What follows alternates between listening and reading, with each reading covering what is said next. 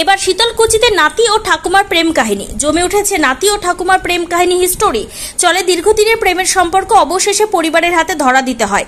ঘটনাটি শীতলকুচি ব্লকের ছোট শালবাড়ি গ্রাম পঞ্চায়েতের অন্তর্গত ছোট বড় গদাইখোড়া এলাকার।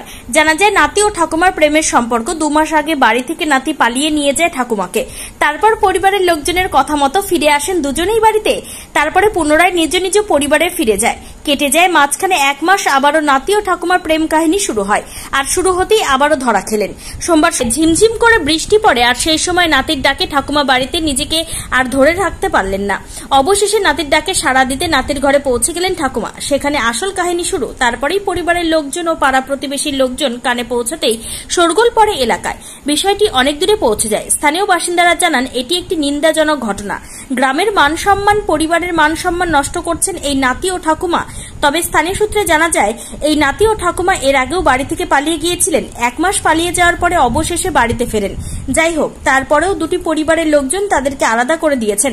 তবে জানা যায় নাতির এখনো বিয়ে হয়নি। অন্যদিকে ঠাকুমার 3 সন্তান রয়েছে। বড় ছেলের বিয়ে দিয়েছেন, তবুও নাতির প্রেমে পাগল হয়ে গেছে ঠাকুমা। অবশেষে এই ঘটনায় পলাতক রয়েছে নাতি। চলি দিয়া ওই যে বেচো না, ওই যে চাঙ্গার বাপেটা কাকি হয়, আর ওই যে চাঙ্গার ঘর ঠাকুমা হয়।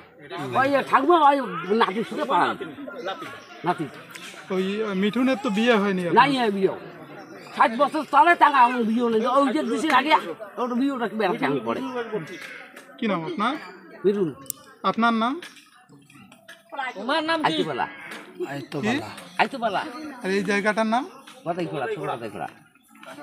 মহিলাকে একটু ঠিক না করলে ঠিক না। এর আগে নাকি শোনা যাচ্ছে মিঠুনের সাথে পালিয়ে গিয়েছিল, সেটা কতদিন আগে? সেটা মোটামুটি ধরে নেন মাস 2.5।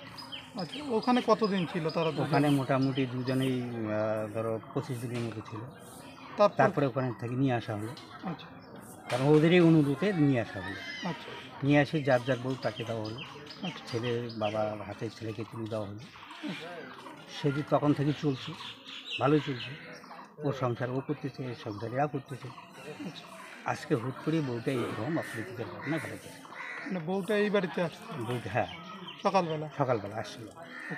তারপরে এরা তো প্রশ্রয় দিল না। তারপরে ওদের ওই যে বিকাশ, ওদের স্ত্রী তো ছেলেপুলে আসে ওর বউকে নিয়ে গেল। মানে এখানে যেটা এলাকাবাসীরা জানালো যে এরা গ্রহণ করতে চাচ্ছে, কিন্তু হচ্ছে ওই পরিবার হচ্ছে ওনার স্ত্রীকে নিয়ে গেল। না না, এটা একটা ভুল কথা। কারণ কারো বউকে কাউ কোনোদিন গ্রহণ করতে পারে না। আচ্ছা, এই এলাকাবাসী সেটাকে সাপোর্ট করে নাই যে তোর বউকে তুই কীভাবে ঠিক করিস, তুই ঠিক করি নে, অন্য ঘরে চাপে দিস কেন? তোর বউকে তুই ঠিক করতে পারিস না, আর অন্য ঘরে চাপে দিস। এভাবে সমাজটা নষ্ট হয়ে যাবে। হ্যাঁ না, এটা হঠাৎ কোনো ঘটনা নয়, দীর্ঘদিন ধরে তাদের ঘটনা, এবং যার প্রতিফলনে তারা 2.5 মাস আগে পালিয়েছিল এই জায়গাটায়। আবার নতুন করে এই ঘটনাটা ঘটলো। আপনি গ্রাম পঞ্চায়েতের প্রাক্তন সদস্য হিসাবে এই ব্যবস্থাটার স্থায়ী কি সমাধান করতে চান? স্থায়ী এটার সমস্যার সমাধান করার জন্য আমরা বসছিলাম, এবং সে ব্যক্তি কোনোতেই ধরা দিচ্ছে না। এখন আমরা তাদেরকে জবরদস্তি করে কীভাবে ধরি?